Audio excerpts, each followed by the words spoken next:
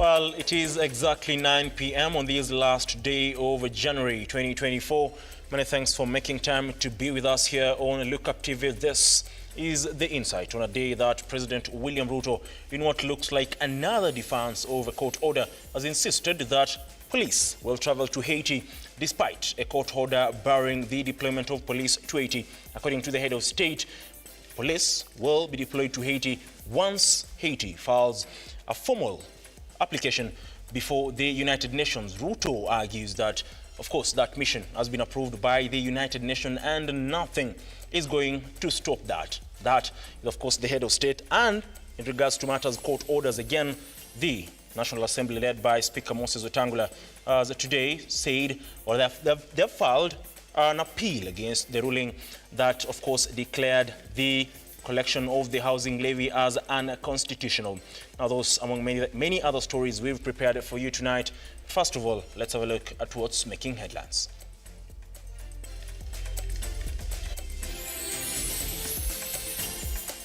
Tonight on The Insight, National Assembly files notice of appeal at the Supreme Court to challenge appeal court decision that stopped housing levy deductions, as azimio leader Raila Odinga calls for a national dialogue on the matter. Let us have a proper dialogue, a national dialogue, of how this program is going to be rolled so people own it properly. We will treat you the same way we are treating armed bandits in Rift Valley. Interior CS Kithure Kindiki declares controversial preacher Paul Mackenzie's church an organized criminal group. And government orders Airbnbs to register with the Tourism Regulatory Authority.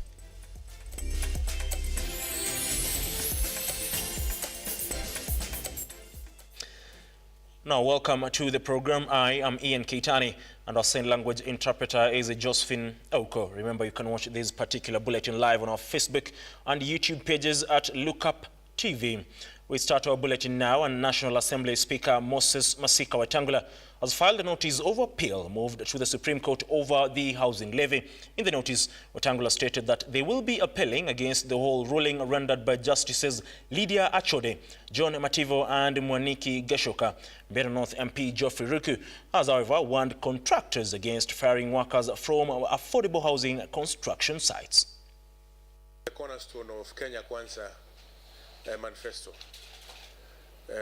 which is so dear to the President of the Republic of Kenya. It is true that the courts have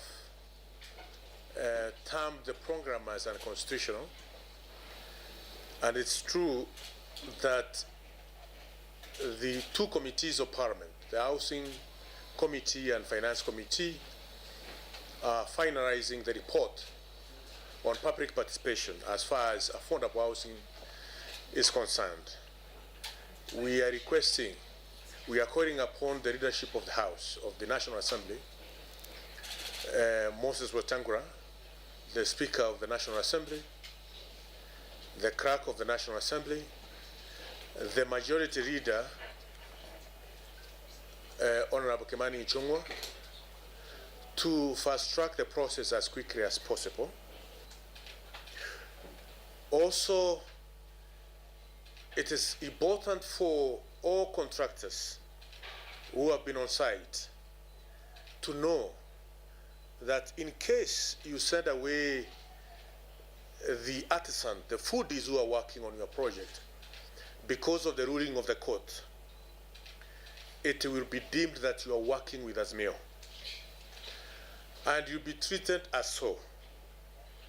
And we can institute the process of terminating your contract to have other contractors.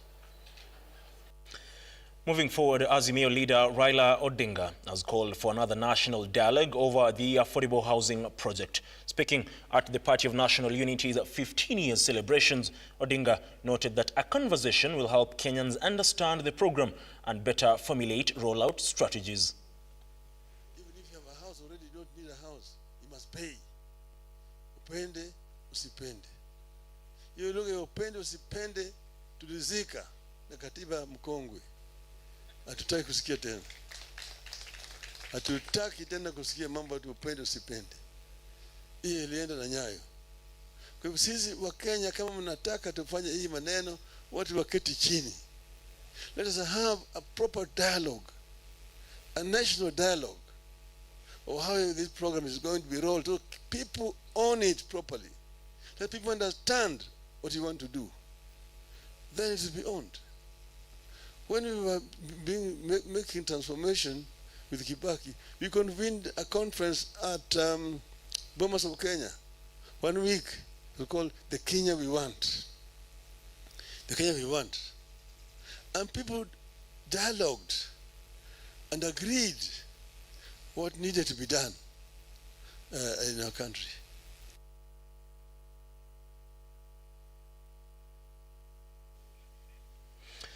Well, the affordable housing debate is a conversation that will continue across the country, even as the court, of course, ordered the government to stop deducting funds meant to, of course, aid in the construction of this affordable housing program. Moving forward, troubles facing controversial preacher Paul Mackenzie, who is facing several counts of murder charges over more than 400 of his followers in Shakahola, continue to pile after Interior CS Kithure Kindiki gazetted his Good News International Church as a criminal organization. This recent move by the security docket is a clear indication of that the government is not letting go of its resolve to have Paul Mackenzie and his co-accused persons account for their heinous acts. Our reporter Henry Chende on that front. An official government gazette notice Interior Cabinet Secretary Kithure Kindiki has declared Good News International Church, run by controversial preacher Paul Mackenzie, as a criminal organization. This recent move by Professor Kindiki has compounded the problems facing Mackenzie, who is already battling murder charges and 11 counts of violations of children's rights. Na ule Mackenzie ule atoki jela tena. Ule atoki jela, atazeekea pale jela. Na tunaomba Mungu amweke miaka mingi ndio aone Kenya ambayo itakuwa Kenya salama, ambayo itakuwa na hii maneno yake ya upumbavu. Sijui kama tunaelewana. Lakini jela atoki. Hataona mwangaza wa hii dunia tena, atakaa pale jela mpaka azekee hapo, alafu apotee, aende kwa shetani yake. Kama atatubu, hiyo ni mambo ya Mungu. With fears from a section of the public that the preacher may be let go by the courts, Kindiki has made it clear the government is not prepared to bunkle the case and will do whatever it takes to have Mackenzie and his co-accused pay for their crimes. Hata mahakama ikimwachilia, tutamrudisha pale.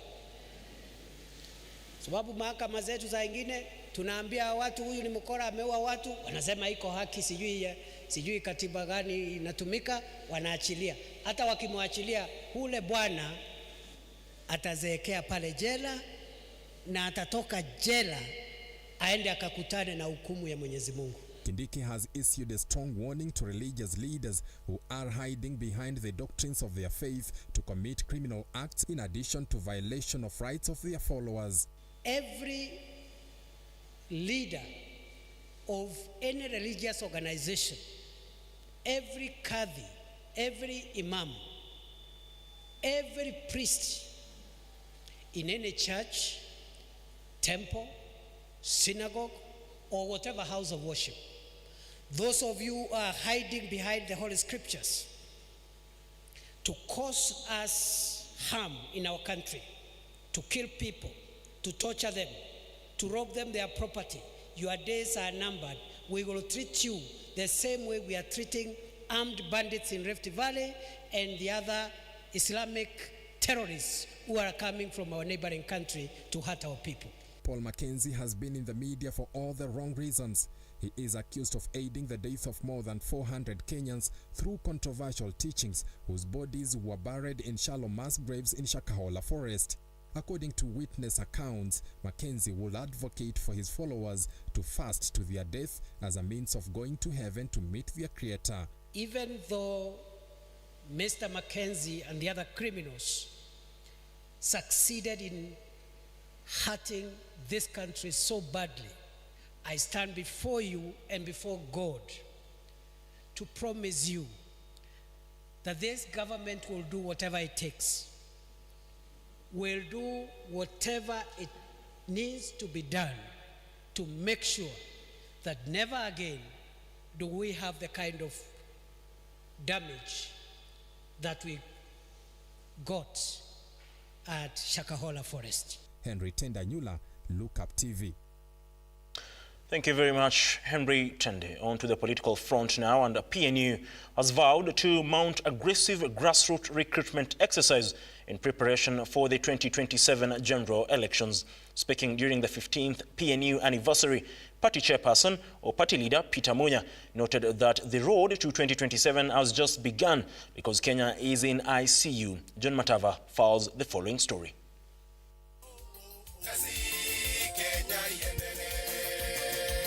With fanfare, joy and celebrations, PNU leaders gathered to mark the 15th anniversary of the party. PNU was founded in 2007 and registered as a political party in Kenya in the year 2008 by former President His Excellency Emilian Mwai Kibaki.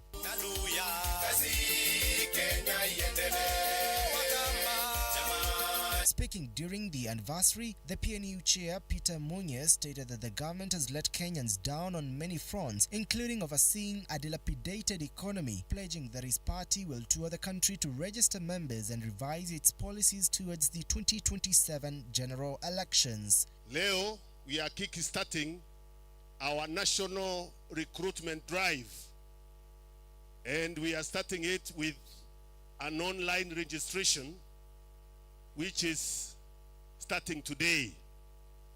And as you can see, Munya was joined by other azimio leaders including opposition leader Raila Odinga, and DAPK Eugene Wamalwa asserted that Kenya is in critical state, calling on the opposition to take responsibility and liberate the nation. Kiongozi yako na usemi vizuri sana huko kwa bunge, na tutategemea yeye kwa vita ile inaendelea kuhakikisha Wakenya wajamalizwa na ushuru wa pesa ambayo hatujui inaenda kufanya nini. John Matava, Lookuptv.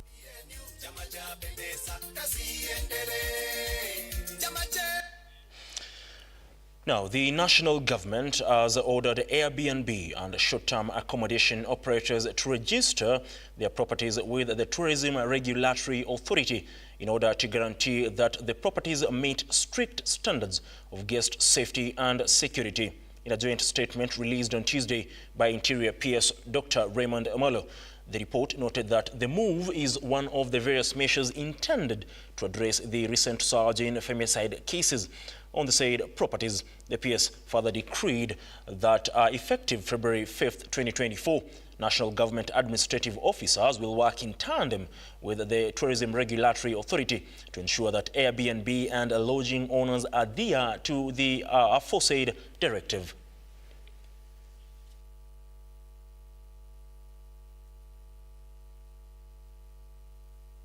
Now, Deputy President Rigathi Gachagua has, of course, warned school principals over sending students home due to fee payment. Speaking in Kajiado County, Gachagua noted that funds for capitation had been released by national government, noting that there was no reason for students to be sent home.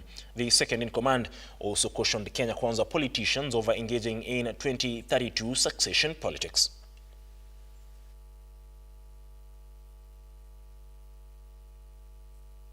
Schools, despite being placed into various institutions.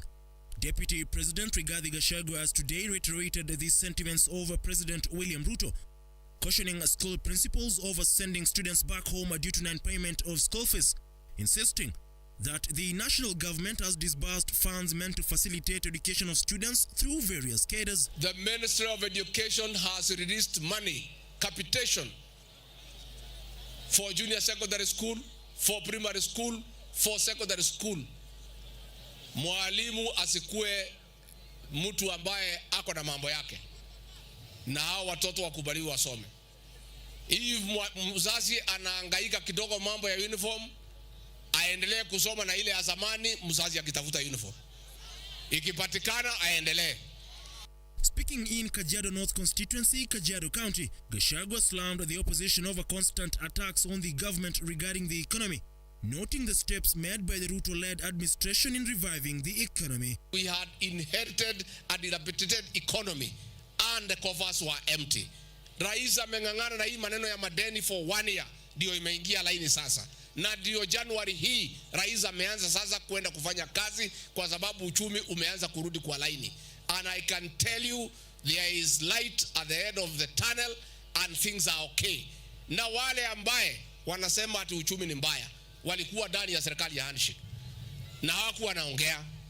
With succession politics taking center stage, especially in the vast Mount Kenya region, Gachagua dismissed politicians engaging in succession talks, urging elected leaders to focus on development. Mimi nataka niulize viongozi wenzangu katika Kenya Kwanza, wakiwemo magavana, wakiwemo maseneta, wakiwa wabunge. Let us be sensitive to the people of Kenya. Tukubali ya kwamba hii ni wakati ya kazi, hii hapana wakati ya siasa. Sisi tumetoka uchaguzi juzi. It is insensitive and unfair to the people of Kenya to talk about succession 10 years from now. This is a time to work for the people of Kenya. Ian Keitani, Lookuptv. That story produced by Nancy Nelima takes us to a fast breather. We'll be back in a moment. Don't go away.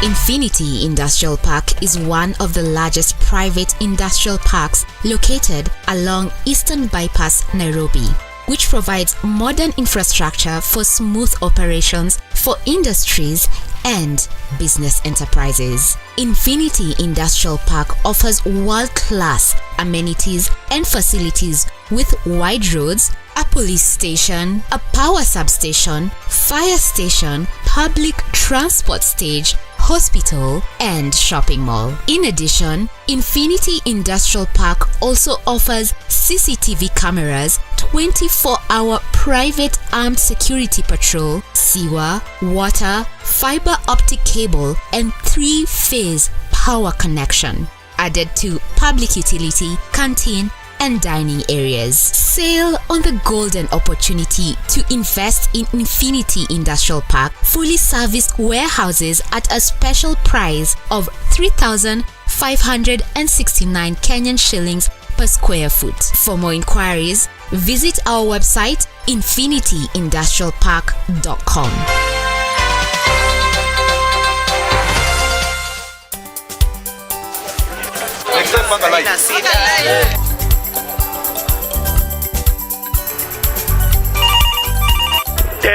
Mambo ni mawili, kufikisha, kumwaga na kurudi. Kulala ni mwaka mpya.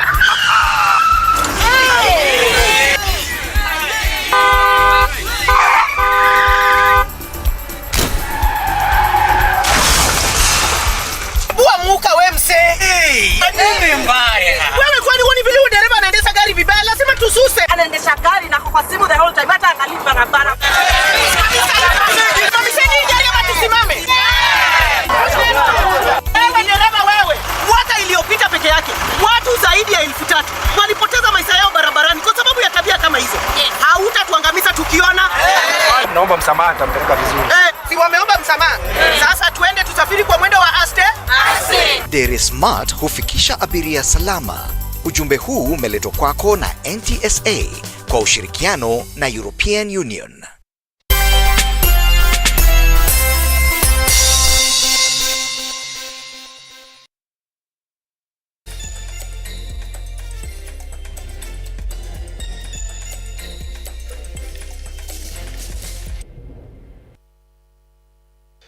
Let's continue with the bulletin now. And Roads and Transport Principal Secretary Joseph Mbugua was on the hot seat today before the Public Accounts Committee, explaining the flawed tendering process as raised by the Auditor General. The committee faulted the ministry for fraudulently issuing tenders, terming the process exploitative. Stanley Lugaria now reports. The Ministry of Roads, led by PS Engineer Joseph Mbugua, on Wednesday visited the August House Public Accounts Committee led by lawmaker John Bade to respond to audit queries as raised by the Auditor General Office report. What we would want, PS, is this establishment and the number of staff you have. We want to see accountants, you have 4 in your establishment, but physically you have 6, for example. I think it will elicit a bigger debate, because one of the issues that we are grappling with as a nation is salary. Achievement twice in the financial year. However, owing to the budgetary constraint for payment of committee allowances, the State Department was not able to hold the required number of meetings in a financial year. The 2 meetings were, however, considered adequate in guiding and advising the State Department. The Auditor General's report had poked holes in the tendering process at the critical National Infrastructure Ministry as it sought the PS explanation on stalled projects. Now, the chairman, in the budget is the current budget, and the payments is an item for this, we call it board and entertainment item. Unfortunately, it's one of the austerity items that is always targeted. In as much as the 80,000 looks small, in the State Department is big in the current budget. PS Mbugua found himself between a rock and a hard place after he was unable to explain when and how the Roads Ministry spent the 196 million shillings. Yet the Auditor General had stated in its report that the administration or the ministry received nil receipts for the same, as well as why contracts were awarded to financially constrained contractors, whether due diligence was done, as well, and why Kera introduced a third-party contractor before the initial contract duration is due. Find the audit committee as one of the irritants, and that irritating effect, they make it so unfunctional to a point whereby their input is not taken seriously. So I wanted listening to CFO explaining our whole State Department of Roads and Infrastructure over around 250 billion in terms of budget is irritated by 160,000 Kenya shillings for the audit committee. The committee felt agitated as it pushed to understand the status of the stalled projects due 2024, including 300 million shillings tender badly done Mavendeni Road project, which is due June 2024, with the ministry requiring at least 2 weeks to furnish the committee with concrete details and submissions on the same matter. You are citing, cash constraints. Is there anything, and I'll invite the Auditor General also to comment on this, that prevents having a virtual meeting to comply with the law? Stanley Lugaria, Lookuptv, Nairobi. Information, Communication and Technology Ministry has defended the government decision to offer a government advertising tender to only one media house in the country.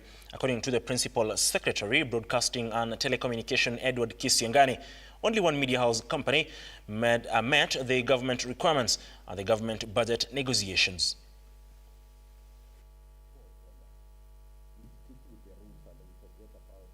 People are addressed, how they look, and that is enough.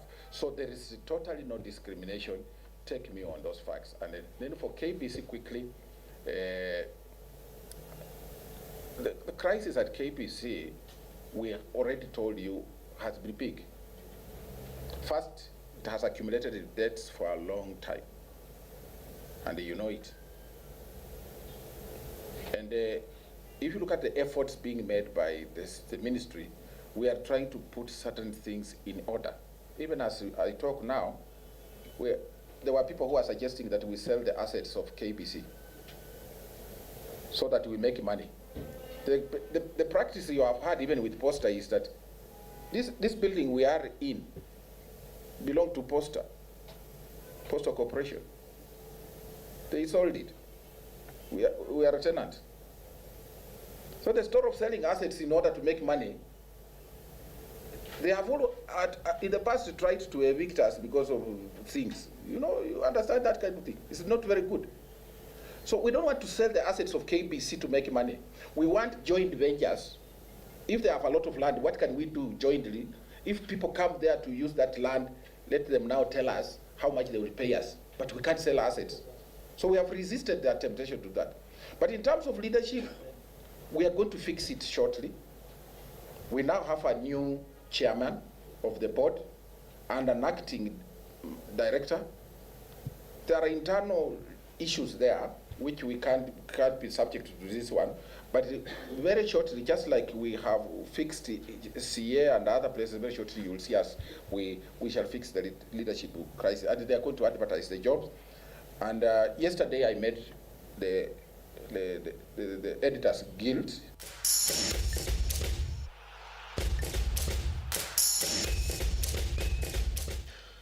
Let's get sporty now, and of course, KCB Bank has injected 65 million shillings in this year's KCB East Africa Golf Tour at the official launch in Nairobi Railways Golf Club.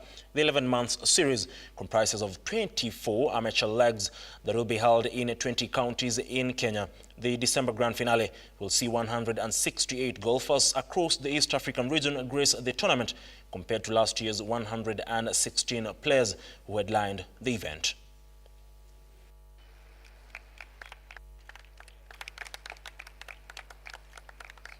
So indeed, we are going to be interacting with over 3,000 golfers, and we expect to also interact with 1,000 juniors through the clinics and about 500 women through the women clinics, all of which will be running concurrently with the amateur series. So in many ways, it is bigger and better.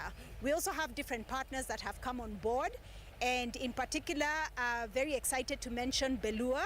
Belua will be offering each qualifying leg a hole-in-one prize of an apartment, which is here in Nairobi, valued at 2.1 million shillings. We're just coming together as an East African bank to come together and really provide golf as a platform through which we can not just democratize the sport and make it available to all, but also provide gifted men and women a chance to compete and even give them, future platforms that can even take their sport to the next level.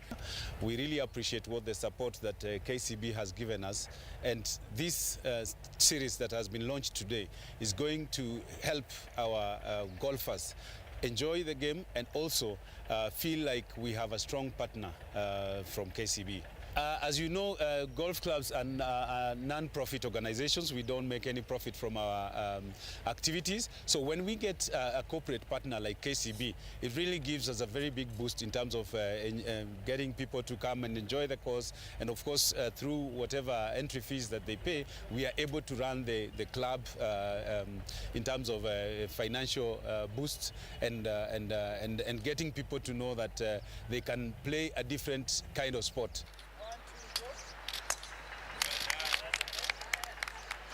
Let's cross borders now, and of course English Premier League fixtures for the round of 22 continues tonight. Reigning champions Manchester City will host Vincent Kompany's led side Burnley at 10:30 p.m. At the same time, Tottenham Hotspurs will lock horns with Brentford at the Tottenham Hotspur Stadium.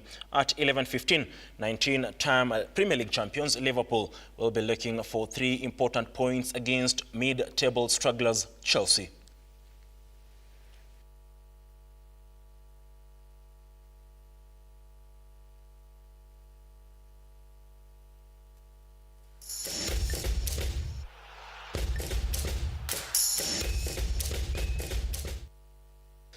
Well, that was a sporting action for you. Remember yesterday, December Premier League champions Arsenal managed to secure a 2-1 win over Nottingham Forest.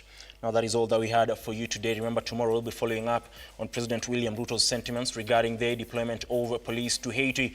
That is, of course, in disregard to orders issued by the court barring the deployment of Kenyan police officers as well. Together with the National Assembly have filed a petition against the ruling that, of course, barred the government from collecting the housing levy money that was meant to aid in the construction of the affordable housing program. Until then, do have yourself a wonderful night, and like always, God bless.